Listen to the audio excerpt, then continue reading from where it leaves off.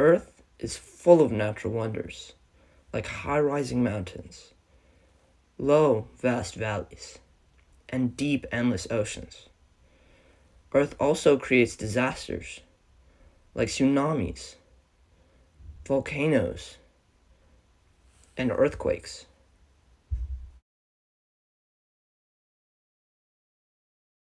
The creation of all of these phenomenons tie back to one main source: plate tectonics.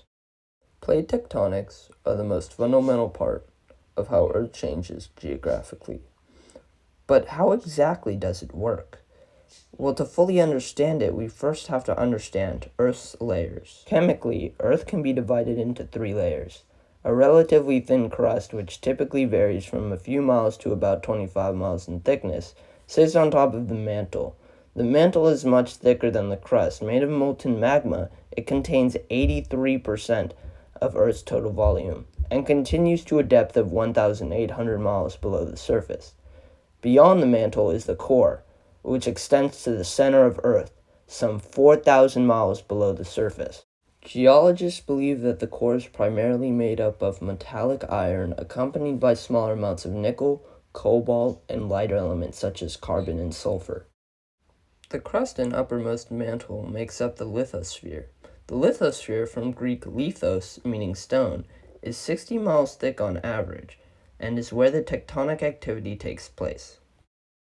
The lithosphere sits on top of a more plastic-like layer known as the asthenosphere. The asthenosphere, from Greek asthenes, meaning weak, is about 430 miles thick and made up of the upper mantle. The lithosphere is the mechanical zone that is broken up by tectonic plates. Tectonic plates are large, cracked parts of the lithosphere that make up Earth. There are 7 major and 8 minor plates. These plates can be separated into 2 types: oceanic and continental. Oceanic plates are covered by oceans. Continental plates are covered by landmass. Oceanic crust is typically thinner than continental crust, as oceanic crust is typically 4 miles thick, while continental crust is typically 25 miles thick. Some larger plates can be both types of crust, like the African plate and South American plate, while others can be only one type, like the Pacific plate.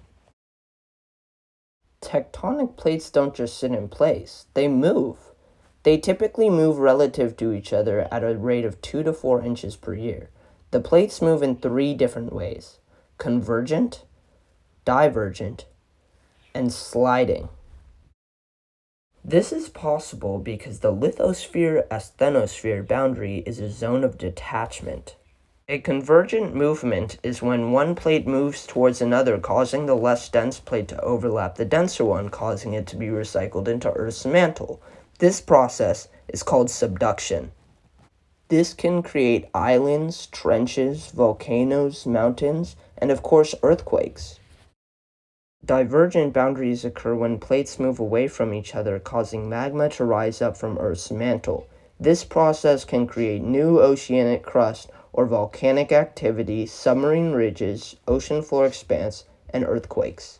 The sliding movement, better known as the transform boundary, occurs when 2 tectonic plates rub against each other, causing built-up stress.